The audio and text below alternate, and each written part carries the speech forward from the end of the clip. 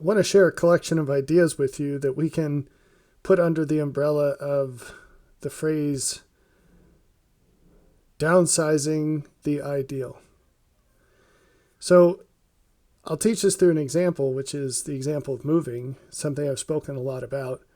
Let's suppose you've heard at least some of those things I've said about the importance of moving to better places, and you say, well, I can envision this because you've laid it out at length, but the cost is too high, or the benefit's too low, or there are constraints in my life, things I'm not willing to do, things my spouse is not willing to do, or my kids, or I have these other things to worry about, and it's just too great a jump for me. Well, maybe there's a version of this that has lower benefit but way lower cost. So it tends to be the case that good things have exponentially higher costs than things that are less good. So the better something becomes, the cost usually grows geometrically. It's not linear. It's not that something much better is equally more expensive. It's something much better is way more expensive, right? That's usually the case. That's the natural pattern. So the ideal can easily carry a cost that's much greater than what you're willing to pay. The question becomes, can you hack that curve to get less benefit at a much less cost? And because of the way that curve looks, it's usually true. You usually can. Some things end up being binary and you just have to go all the way or it's not worth doing at all. But with most things, you can push quite a bit into that reward curve at a much reduced cost.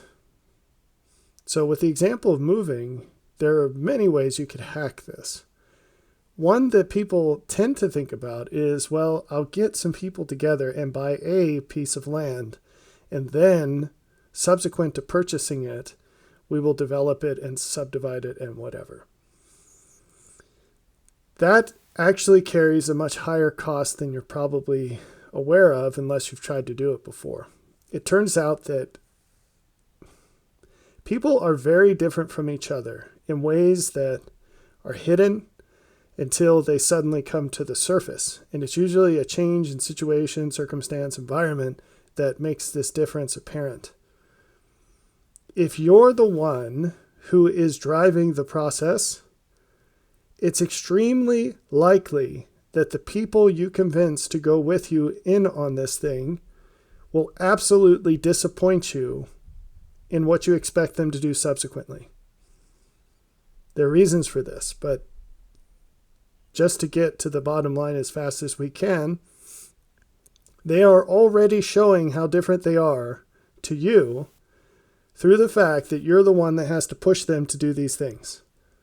If it's your idea, you're the one that first starts talking about it, or you're the one actually doing things about it, you're showing how different you are than they are.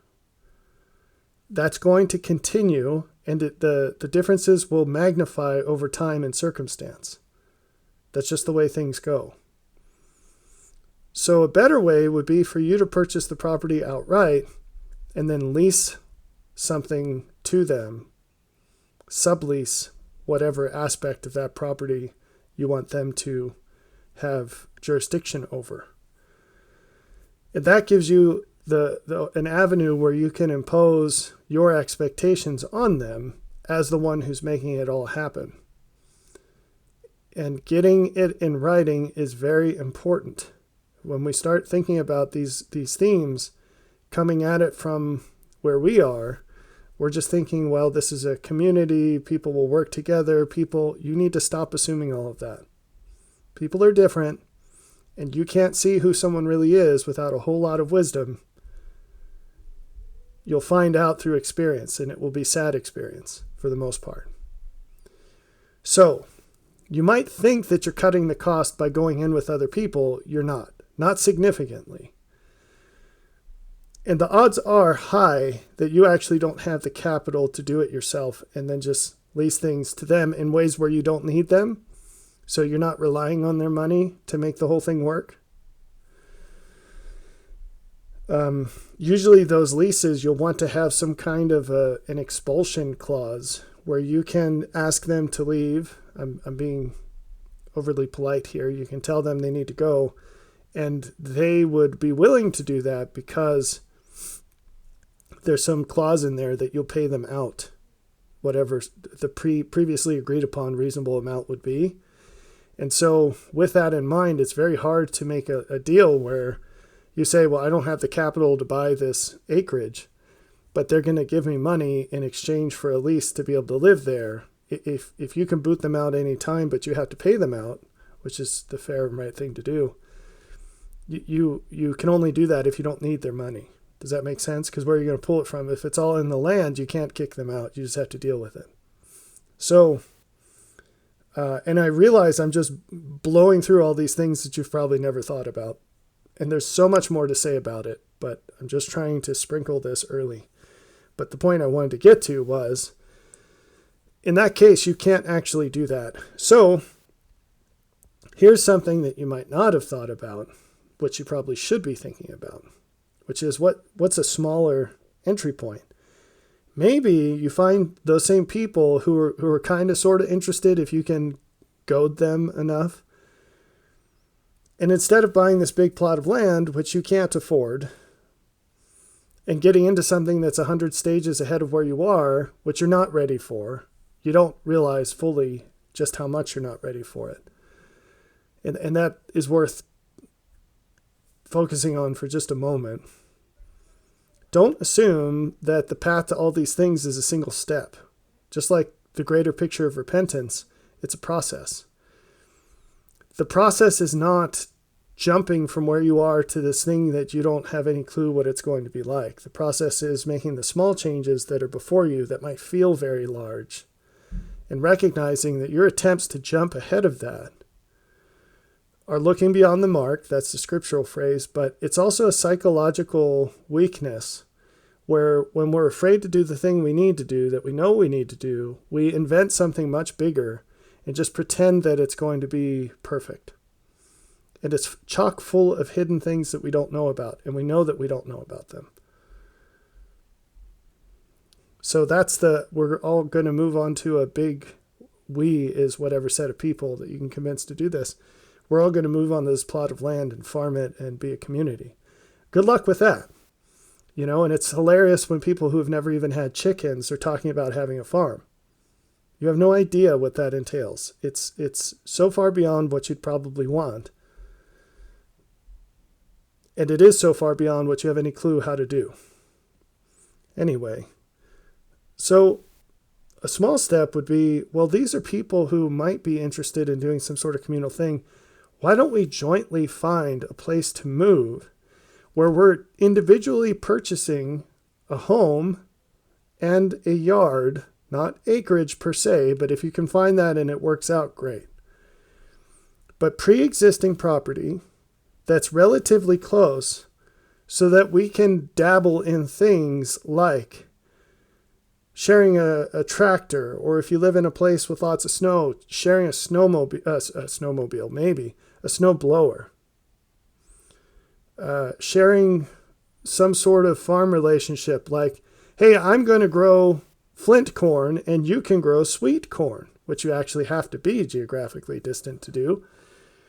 Or, hey, I'm going to grow brown chickens and you can I'm going to raise brown chickens, you can raise white chickens. And then we'll use that to alternate years. And we know, because chickens lay productively for about 2 years, if you didn't know that, we can use that to alternate the breeds each year and know which chickens we need to slaughter. You can do things like that. Or you can do things like, hey, we have some kind of ruminant that needs pasture, and we each only have 1 acre of land. But if we alternate, we can have this dairy cow or whatever it is, sheep, whatever it is, we can alternate and have them on pasture back and forth between our lots. Or if we have milking animals, I can go on vacation while you take over the milking, and you can go on vacation while I take over the milking. Or you just alternate every day. If you have a milk cow, you just alternate who comes and milks a cow. Whatever the case is, you take these first steps into working together on things. And that's much closer to what most people are ready for. So what are the barriers?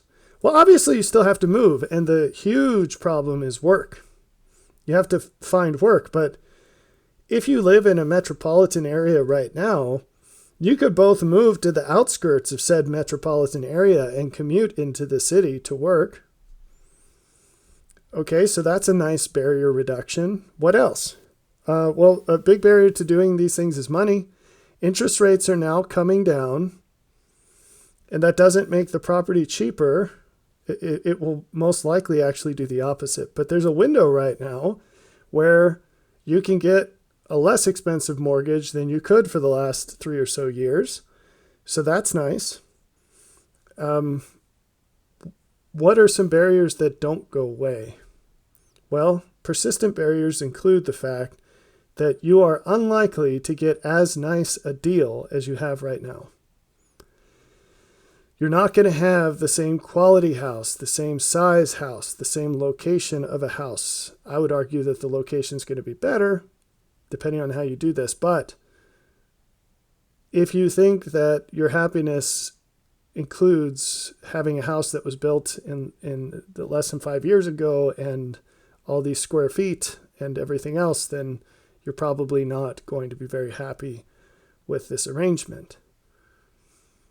The biggest costs in this, though, are all the ones you'd incur anyway, no matter how you take the upswing into this path, because things like having to work a lot more to get the same things, that's basically what homesteading is all about. Having to deal with other people and them disappointing you and them saying one thing and doing another, and dealing with, 6 layers deep of motives because people aren't honest and all these things. And you discover this through doing these sorts of things. Well, again, that's part of the process. And so think about that. Think about downsizing the ideal and what steps could you take now to move into that. Oh, that's one thing I meant to talk about that I forgot. One downside that people will identify is they'll say, well, I don't want to move. It's kind of a shocker, but there are many people today who live in the same house from when they're born to when they move out, which is way later than they used to. So the idea of living in the same house from birth until 26, that's a historic anomaly on many levels. Now, I grew up on the other side of the spectrum there. I moved 18 times before I turned 18, and that's also not good. But we need to let go of this idea that you buy your dream home and you just stay there until you die. That's not going to be the case for anyone living right now in the United States unless they die relatively soon. And that you should let that sink in. And you can choose to disbelieve me on that. I don't really care. It's going to happen. And the writing's already on the wall. You're going to have increasing reasons to move as time goes on, and no one will have the option of staying where they live. So you may as well let that go early based on wisdom, or else you're just going to suffer more for no reason. So there's a time now where we have opportunities that will evaporate with time. And they already are, and they have been for some time. If you're paying attention, you've seen that. If you moved to a nicer place 10 years ago, when I started telling you, it may be more than 10 years at this point, then you'd be in a place that's worth twice as much as you paid for it. And you'd probably be living in a place you had zero chance of ever living in if you hadn't bought it then. So these are things to think about, and I encourage you to think about them. There's probably a situation where you can find another family. I've just aimed for one. If you can get 2, that's great. But the more you join together, the harder it is. But find another family that you get along well with. And maybe it's a sibling. Who knows? A sibling of the family of a sibling. But maybe it's just a friend. And you could look for a place to live together where you're living in separate houses, separate properties deeded to each individual. But you can start working together on things and see how that goes. You'll learn an awful lot, and it has a way lower cost with a whole lot of benefits than doing it all the way, moving to a rural place on land and doing it that way.